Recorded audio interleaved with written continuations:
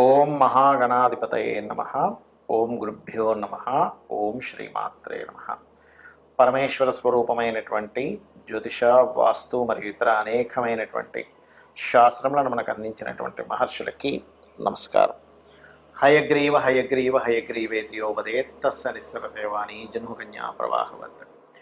అరుణాం కరుణాతరంగితాక్షీం ధృతపాశాంకుశపుష్పబాణచాపాం అనిమాదిభిరావృతాం మయూకైః అహమిత్యేవ విభావయే భవానీం. శ్రీమాత్రే నమః. ప్రేక్షకులకి ఆ లలితాంబిక అమ్మవారి యొక్క అనుగ్రహం పరిపూర్ణంగా కలగాలని మనస్ఫూర్తి కోరుకుంటూ మనం ఈరోజు చూడండి, మనం బయట సొసైటీలో కనుక చూసినట్లయితే ఎవరో ఏదో బ్లాక్ మ్యాజిక్ చేశారని, లేకపోతే ఏదో గాలి సోకిందని, దిష్టి బాగా తగులుతుందని, శత్రువులు ఏదో వీళ్ళ మీద ఏదో ప్రయోగం చేశారని, ఇట్లాంటివి మనం చాలా చూస్తూ ఉంటాం. అసలు అందులో ఎంతవరకు నిజం ఉంది?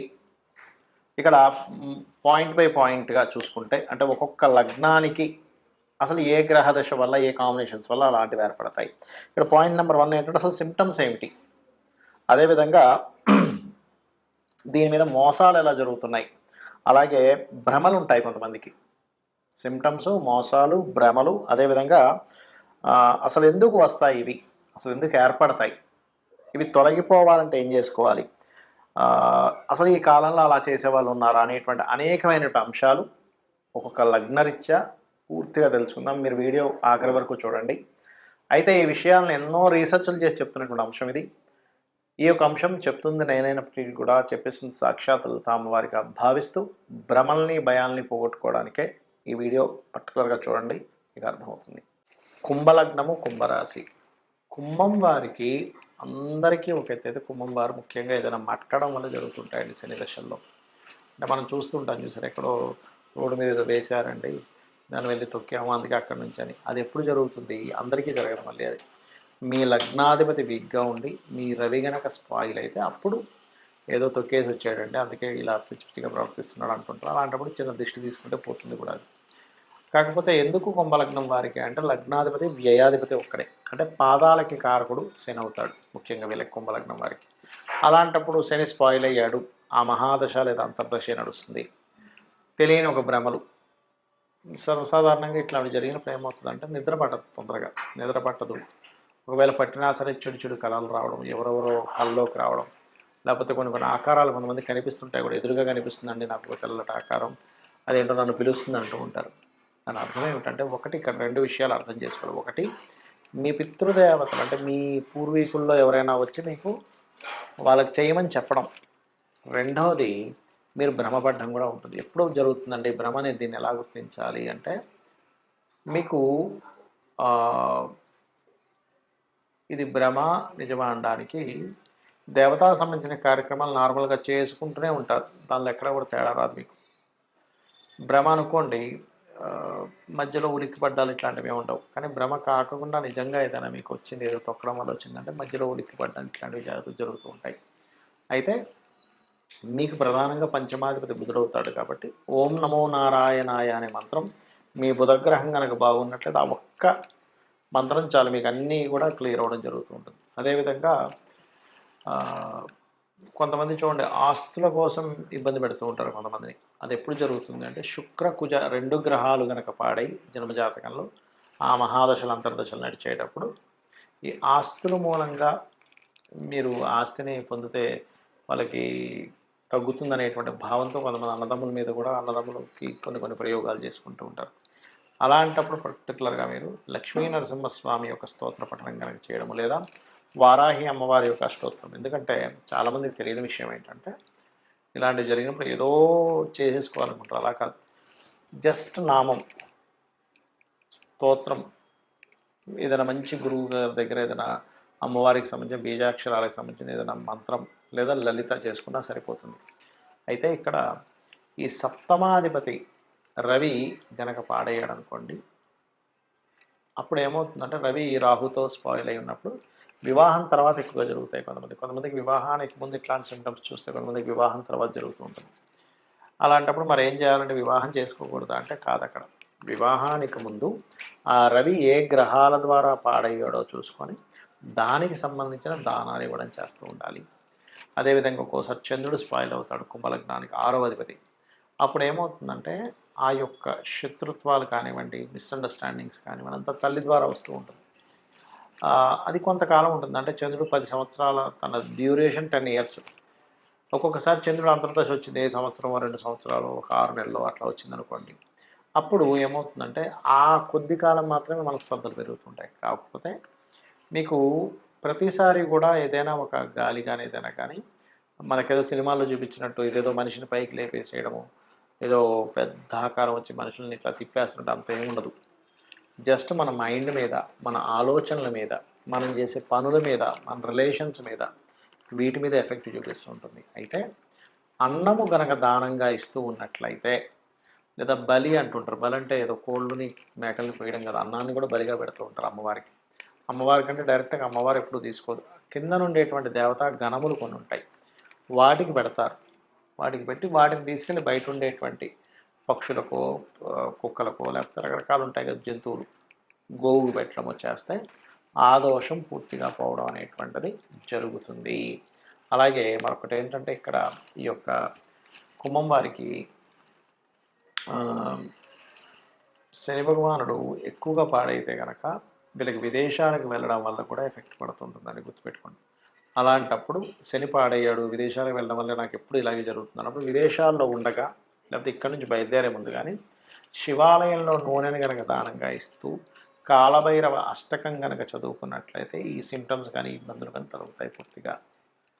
మనము పాయింట్ బై పాయింట్గా చూసుకుంటే అసలు సిమ్టమ్స్ ఏమిటి, ఈ గాలి దూరి తగిలిన వల్ల సిమ్టమ్స్ ఎలా ఉంటాయంటే నిద్రలో ఉలిక్కిపడి లేస్తుంటారు. గుర్తుపెట్టుకోండి, మన పైన ఏదో ఉంది అనేటువంటి ఫీలింగ్ కలుగుతుంటుంది. అది సమ్ టైమ్స్ నేను ఇందాక చెప్పినటువంటివి ఏవైతే ఇప్పుడు శని కానీ, కేతువు కానీ, పాడైన బుధుడు కానీ, పాడైనటువంటి రవి కానీ, రాహు కానీ, ఇట్లా ఈ కుజుడు నీచంలో ఉన్న కుజుడు కానీ ఈ దశలు వచ్చినప్పుడు సహజంగా ఏమవుతుంటుందంటే విశ్వంలో భగవంతుడు క్రియేట్ చేసిన సృష్టిలో పాపగ్రహ సంబంధాలు పాడై మహాదశలు, అంతర్దశలు, ప్రత్యంతర్దశలు నడిచినప్పుడు ఇక్కడ ఉన్నటువంటి కొన్ని పిశాచాల బాధలు పడుతూ ఉంటాడు మనిషి. శుభగ్రహ సంబంధాలు వచ్చినప్పుడు కొన్ని దేవతా గణాల యొక్క మంచి ఫలితాలు పొందుతుంటాడు. ఇది మెయిన్ కారణం అక్కడ ఎందుకు అలా అవుతుంది అంటే. రైట్. అయితే సిమ్టమ్స్ మాత్రం చెడు కళలు రావడం, చెడు కళలకి గజేంద్ర మోక్షం చదువుకుంటే క్లియర్ అయిపోతుంది. కాకపోతే ఉలిక్కి పడ్డం, వెనక నుంచి ఎవరో ఇలా వెళ్ళిపోయినట్టు అనిపించడం, ఏదో పని చేసుకుంటే వెనక నుంచి ఏదో ఒక నల్లటి ఆకారం వెళ్ళిపోయిందండి అంటూ ఉంటారు. ఇవి కొంతమందికి భ్రమలు కూడా ఉంటాయి. అంటే ఏమిటి, ఏమీ లేకపోయినా భ్రమ పడుతుంటారు. భ్రమ ఎవరు పడతారు, ఎందుకంటే మనం ఒక క్లారిటీకి రావాలి, నేను నిజంగా భ్రమ పడుతున్నానా అవుతుందా ఇది తెలుసుకోవాలి ముఖ్యంగా. ఎందుకంటే ఈ మీరు భ్రమపడుతున్న దాన్ని కొంతమంది సొసైటీలో మోసం చేస్తుంటారు కూడా. మీకు ఏదో వచ్చేసిందండి, మీరు ఇన్ని లక్షలు తీసుకురండి, ఇన్ని వేలు తీసుకురండి, ఫస్ట్ అక్కడ డబ్బులు పెట్టండి అని మిమ్మల్ని ఇబ్బంది పెట్టే వాళ్ళు ఉంటారు సొసైటీలో. ఇది బాగా గుర్తుపెట్టుకోండి. మరి ఏమండి, నాకు భ్రమ అవ్వచ్చు లేదా నిజంగా అవ్వచ్చు, ఏమిటి దీనికి పరిహారము అంటే కూడా చెప్తాను నేను మీకు. అలాగే మరొకటి ఏంటంటే ఇక్కడ భ్రమకి నిజంగా జరుగుతుందా అనడానికి ఏమిటి తేడా అంటే చెప్తాను చూడండి. మీది భ్రమ అనుకోండి, ఎక్కడో పంచమాధిపతి మహాదశలు నడుస్తుంటాయి, మీ లగ్నం నుంచి 5వ అధిపతి మహాదశల్లో ఇది కనెక్ట్ అవుతూ ఉంటుంది, లేదా చంద్రుడి ద్వారా కనెక్ట్ అయిందంటే అది భ్రమే, ఇంకా అందులో డౌట్ లేదు. నిజంగా జరుగుతుందంటే అప్పుడు ఏంటంటే మీరు సంబంధం లేకుండా ఉలిక్కి పడుతూ ఉంటారు, అది నిజమైందనమాట.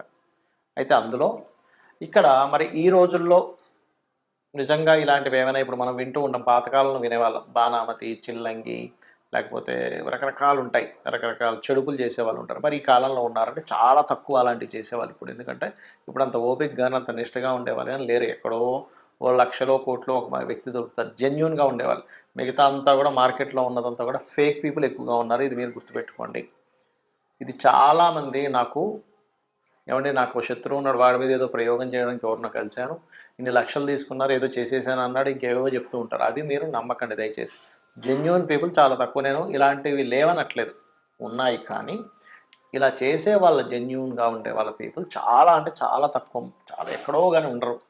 వాళ్ళు దానికి ఎన్నో నియమనిష్టలు పాటించాలి, లేకపోతే వాళ్ళకి ప్రమాదం అనమాట అది. రైట్. అలాగే ఇక్కడ ఇంకొక విషయం ఏంటంటే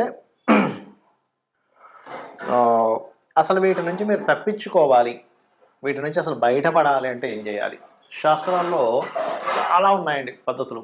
ఒకటి, నిత్యము చండీ ఇంట్లో కనుక పారాయణం జరిగింది, లేదా లలితా సహస్రనామాల ఇంట్లో పారాయణం జరుగుతుంది, రోజు ఉదయం సాయంత్రం లలితా సహస్రనామాలు చదువుతున్నాయి. లలిత చదవడం కానీ, లేకపోతే ఖడ్గమాల ఇంట్లో మీకు ఉపదేశం ఉంటేనే ఖడ్గమాలు చేయాలంటారు. జరుగుతుంది అంటే ఆవరణ దేవతలు ఒక్కొక్క దేవత గురించి వస్తూ ఉంటుంది. ఆ దేవతలు మొత్తం రక్షణ కలిగించి మీకు నెగిటివ్ ఎనర్జీ పోయేలా చేస్తుంది. గుర్తుపెట్టుకోండి ఒకటి. రెండవది హనుమాన్ చాలీసా వచ్చండి నాకు పొద్దున్న సాయంత్రం ఇంట్లో చేసుకుంటాను, లేదా రామ భజన ఏదైనా చేస్తాను ఇంట్లో, ఖచ్చితంగా అటువంటి నెగిటివ్ ఎనర్జీస్ తరిమి తరిమి కొడతాడు ఆంజనేయ స్వామి. రెండవది. ఇక మూడవది ఏంటంటే, లేదండి మాకు ఒకసారి ఏదైనా ఒక పెద్ద కార్యక్రమం చేసుకుందాం అనుకుంటాం, దాంతో క్లియర్ అయిపోవాలంటే చండీ పారాయణం, చండీ హోమం ఖచ్చితంగా ఇంట్లో ఇటువంటి నెగిటివ్స్ ఏమైనా ఉన్నా సరే పోగొట్టేలా చేస్తుంది. గుర్తుపెట్టుకోండి. ఇలాంటివి చేసుకోండి. కానీ అనవసరంగా ఏదో నమ్మి, ఏదో భ్రమంలో బ్రతుకుతూ, ఏదో అయిపోయిందని అనుకుంటూ, దీనివల్ల ఏమవుతుందంటే ఏమీ జరగనటువంటి మీరు ఏదో నాకు ఏదో ఎవరో ఏదో చేశారనో, ఏదో గాలి సోకిందనో, ఇలాంటి భ్రమంలో ఉన్నప్పుడు ఏమవుతుందంటే లైఫ్ అన్నిటిని పక్కన పెట్టేస్తాడు మనిషి. అంటే చేస్తున్నటువంటి ఉద్యోగము, వ్యాపారము, ఇవన్నీ వదిలేసి వాటి చుట్టూ తిరుగుతుంటాడు. కాబట్టి దయచేసి ఇటువంటి వాటికి మీరు ఈ రకంగా మీరు బయటపడవచ్చు. శుభ్రంగా ప్రతి క్షణము ఇవన్నీ చేయలేనండి, ఆంజనేయ స్వామిని తలుచుకుంటా సరిపోతుంది. లేదు శ్రీమాత్రే నమః అనుకున్నా కూడా సరిపోతుంది. అయితే ఇక్కడ ఎప్పుడు కూడా ఇంట్లో కనుక మీకు కొంతమందికి ఏంటంటే మనుషులకు ఉండదు కానీ ఇంట్లో నెగిటివ్ ఎనర్జీ వస్తూ ఉంటుంది. ఎలాంటి ఇల్లు ఒక్కోసారి మనం కొన్ని రోజుల పాటు ఎవ్వరూ ఉండకుండా ఇంట్లోకి ఏ ఊరు వెళ్ళిపోవడమో, లేకపోతే ఇల్లు ఖాళీ చేసి వెళ్ళిపోయి మళ్ళీ ఎప్పుడో 2-3 నెలల తర్వాత మళ్ళీ ఇంటికి వచ్చినప్పుడు ఏమవుతుందంటే నెగిటివ్ ఎనర్జీ ఫామ్ అవుతుంది. అలాంటప్పుడు ఖచ్చితంగా ఇంట్లో ఏ హోమమో, సత్యనారాయణ సంవ్రతమో ఒక 11 రోజుల పాటు గోమూత్రాన్ని చల్లి నీట్గా తుడవడం చేయాలి. అలా చేస్తే ఏమవుతుందంటే కల్లుప్పుతోని కడిగడం చేస్తే అప్పుడు నెగిటివ్ ఎనర్జీ పోతుందండి. లేకపోతే ఏమవుతుందంటే అవి ఎవ్వరూ తిరగనటువంటి ప్రదేశము. ఎందుకంటే లోకంలో నెగిటివ్ ఎనర్జీ, పాజిటివ్ ఎనర్జీ రెండూ ఉన్నాయి. గుర్తుపెట్టుకోండి. దేవతా ఎనర్జీ ఎంత స్పష్టంగా ఉందో, పిశాచాలు, ఆత్మలు, ఈ ఆత్మలే రకరకాలుగా మారుతూ ఉంటాయి. మనిషి యొక్క ఆత్మే ఆ రకంగా మారుతూ ఉంటుంది. అవి కూడా ఉన్నాయి. కాకపోతే ఇక్కడ దేవతని కనుక మీరు పట్టుకోగలిగితే 100% ఎటువంటి ఇబ్బంది ఉండదు. కాబట్టి నిష్టగా రెగ్యులర్గా చేస్తున్నారు. మరి కొంతమందికి ఈ పాపగ్రహ సంబంధాలు ఎక్కువగా ఉన్నప్పుడు అది ఒక్కోసారి రోగం మీద, ఒక్కొక్కసారి ఇట్లాంటి వాటి మీద ప్రభావం చూపిస్తుంటుంది. ఆ సమయంలో అమ్మవారిని బలంగా మీరు నిత్యము చేయండి. అన్ని విధాలు మీకు బాగుంటుంది. శ్రీమాత్రే నమః.